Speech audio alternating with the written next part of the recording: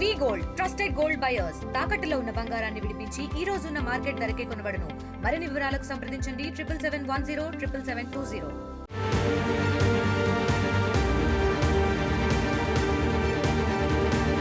తిరుపతిలోని SV university వేదిక యూనివర్సిటీలో ఇటీవల చిరుతల సంచారం ఎక్కువైందని చెప్పాలి. ఏదైతే గడిచిన 2-3 నెలలుగా చూసుకున్నట్టయితే అనేక సందర్భాల్లో చిరుతల సంచారం అనేది అటు విద్యార్థులు కంటపడుతుంది. అదే రకంగా బోధనా సిబ్బంది కూడా అనేక సందర్భాల్లో కంటతడబడినటువంటి పరిస్థితి.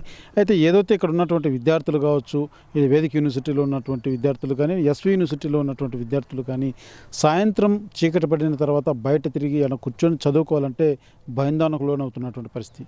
విద్యార్థులే కాదు, బోధనా సిబ్బంది సైతం సాయంత్రం చీకటి పడిందంటే తిరుగులాడాలంటే కూడా భయపడేటువంటి సిచ్యువేషన్ ఈ యొక్క యూనివర్సిటీ పరిధిలో ఎక్కువైందని చెప్పాలి. మనతో పాటు వేదిక యూనివర్సిటీకి సంబంధించినటువంటి బోధనా సిబ్బంది కొంతమంది ఉన్నారు. ఒకసారి వాళ్ళతో మాట్లాడే ప్రయత్నం చేద్దాం. సో మీరు చెప్పండి, ఏ రకం ఇప్పుడు ఇటీవల ఈ యొక్క చిరుత సంచారం అనేది మన యూనివర్సిటీలో ఎక్కువ కనబడుతుంది. మీరు ఎప్పుడన్నా చూసారా? ఏమిటి ఇక్కడ పరిస్థితులు ఎలా ఉన్నాయి? ఓం నమో వెంకటేశాయ.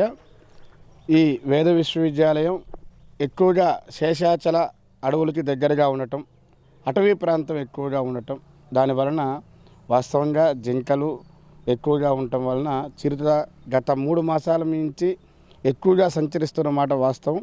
ఇక్కడ నీటి చలనం ఉంది, ఈ నీటి కోసం వస్తూ ఉంటుంది. అలాగనే పుష్కలమైనటువంటి ఆహారం కూడా దానికి లభిస్తూ ఉన్నది. దానివలన ఇక్కడిక్కడే ఇది తిరుగుతూ ఉన్నమాట వాస్తవం.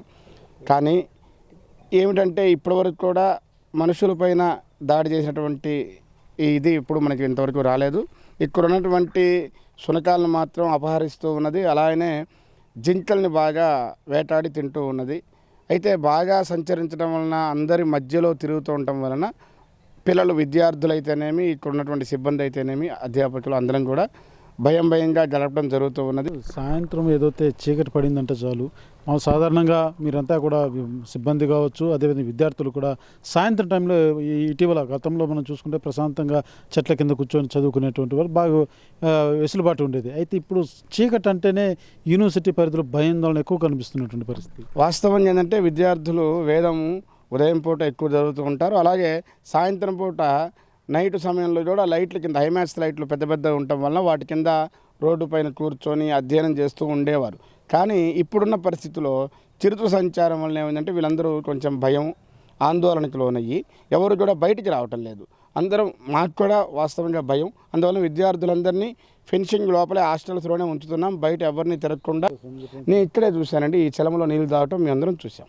కూడా చూసాం. చిరుతను ఇక్కడే చూశాను. ఎంత వయసు సుమారు ఎంత ఉంటుంది? ఒకటి చిన్నది ఉంది, ఒకటి పెద్దది ఉంది. రెండు ఉన్నాయి. రెండింటిని చూసాం మేము. పెద్దది ఒకటి, చిన్నది ఒకటి. పెద్దదేమో నడి వయసులో ఉన్నది, చిన్నది పిల్లలా ఉన్నది.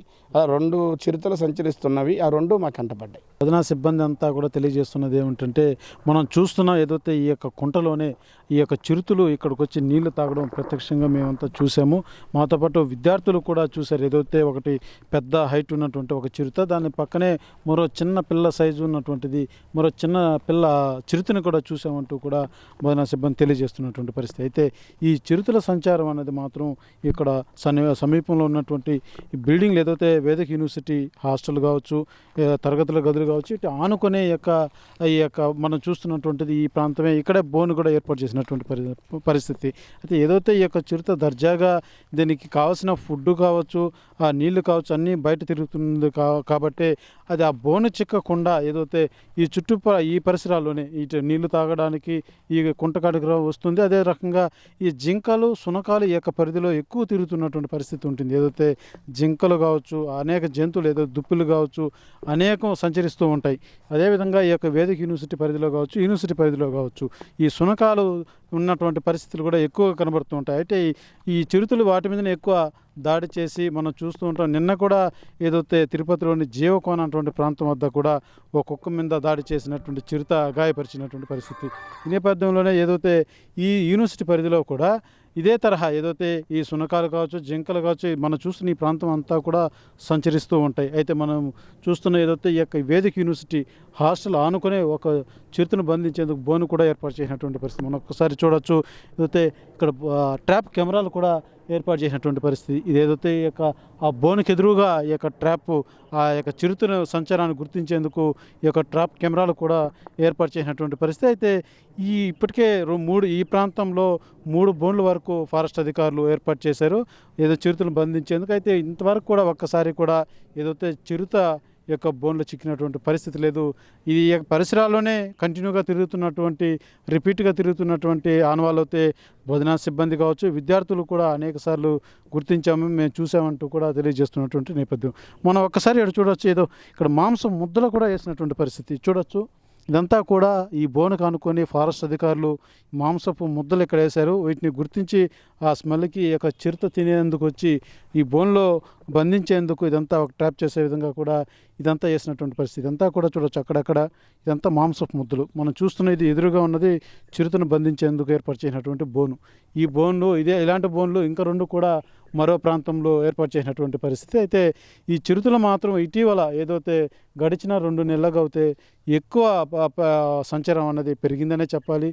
గతంలో మనం చూసాం ఏదైతే జూ పార్క్ రోడ్లో కూడా 2 వీలర్ మీద వెళ్తున్నటువంటి ఒక వాహనదారుడి మీద కూడా ఒక చిరుత దాడి చేసినటువంటి పరిస్థితి. అయితే ఫారెస్ట్ అధికారులు మాత్రం వీటిని బంధించేందుకు సర్వశక్తులు వడుతున్నారు. అయితే చిరుతలు మాత్రం ఈ యొక్క సంచారం అన్నది మాత్రం ఎక్కువైందని చెప్పాలి. అదే రకంగా ఈ యొక్క చిరుత ఏదైతే మనం చూస్తున్నాం ఈ ప్రాంతంలో ఇక్కడ తినడం, ఆ కుంటలోకి వెళ్ళి నీళ్లు తాగి దాని జీవనాధారం అంతా కూడా ప్రశాంతంగా సాగించుకుంటుంది. బోన్లో మాత్రం చిక్కడం లేదు. అయితే దీన్ని ఎలాగైనా అందించేందుకు మాత్రం ఫారెస్ట్ అధికారులు ఎంతో శ్రమిస్తున్నారని చెప్పాలి. అయితే యూనివర్సిటీ పరిధిలో మాత్రం అటు విద్యార్థులు కావచ్చు, బోధనా సిబ్బంది కావచ్చు, ఏదైతే క్వార్టర్స్లో కూడా ఉండేటువంటి ప్రజలు ఉన్నారు, వీళ్ళంతా కూడా సాయంత్రం చీకటి పడిందంటే చాలు భయం గుప్పిట్లో బతకాల్సిన పరిస్థితులు మాత్రం ఎక్కువని చెప్పాలి. అయితే గడిచిన 2 నెలల్లో కూడా ఇటీవల ఇటు విద్యార్థుల కంట అనేక సార్లు కనబడినటువంటి పరిస్థితి. నిన్న కూడా ఇదే యూనివర్సిటీ పరిధిలో ఒక చోట ఒక హాస్టల్ సంబంధించి మనం ఉన్న ప్రాంతం నుంచి ఒక 500 మీటర్స్ డిస్టెన్స్లోనే మరొక హాస్టల్ ఉంది. అక్కడ కూడా ఈ చిరుత నిన్న మార్నింగ్ సంచరించినట్టుగా కూడా కొన్ని ఫోటోలు రావడం జరిగింది, వీడియోలు కూడా వచ్చినటువంటి పరిస్థితి. అయితే చిరుతలను బంధించేందుకు మాత్రం ఫారెస్ట్ అధికారులు ట్రాప్ కెమెరాలు ఏర్పాటు చేశారు, బోన్లు ఏర్పాటు చేశారు.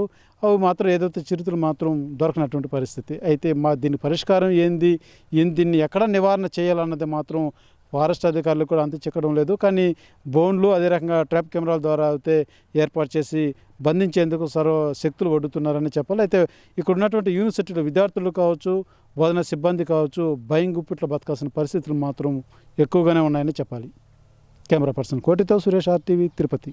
మరిన్ని వీడియోస్ కోసం ఛానల్ ని సబ్స్క్రైబ్ చేయండి. లేటెస్ట్ అప్డేట్స్ కోసం వాట్సాప్ ఛానల్ ని ఫాలో అవ్వండి. ఆ లింక్ డిస్క్రిప్షన్ లో ఉంది.